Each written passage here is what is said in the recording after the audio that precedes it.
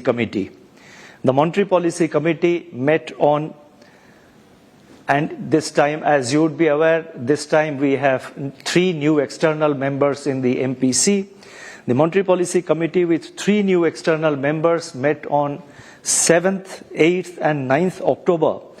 And after assessing the evolving macroeconomic and financial conditions and the outlook, the MPC decided by a majority of 5 out of 6 members to keep the policy repo rate unchanged at 6.5%. Consequently, the standing deposit facility, that is the SDF rate, remains at 6.25%, and the marginal standing facility, that is the MSF rate and the bank rate, they stand at 6.75%.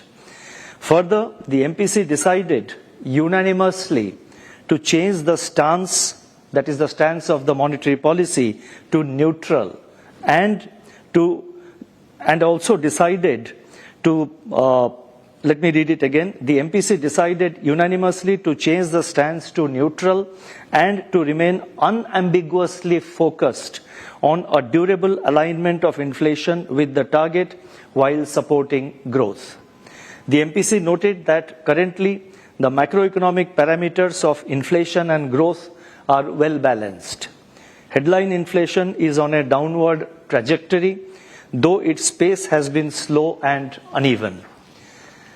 Going forward, the moderation in headline inflation is expected to reverse in September and likely to remain elevated in the near term due to adverse base effects, among other factors. Food inflation pressures could see some easing later in the financial year on the back of strong Kharif sowing, adequate buffer stocks and good soil moisture conditions, which are conducive for Rabi sowing. Adverse weather events continue to pose contingent risks to food inflation. Core inflation, on the other hand, appears to have bottomed out. Fuel component of the CPI remains in contraction. Domestic growth has sustained its momentum with private consumption and investment growing in tandem. Resilient growth gives us the space to focus on inflation so as to enable its durable descent to the 4% target.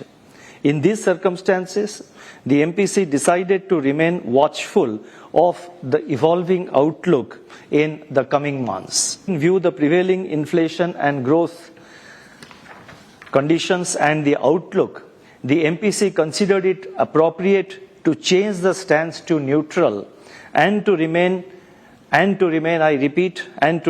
unambiguously focused on a durable alignment of inflation with the target, while of course supporting growth.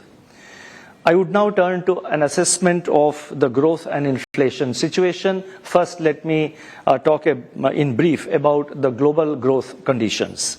The global economy has remained resilient since the last meeting of the MPC in August.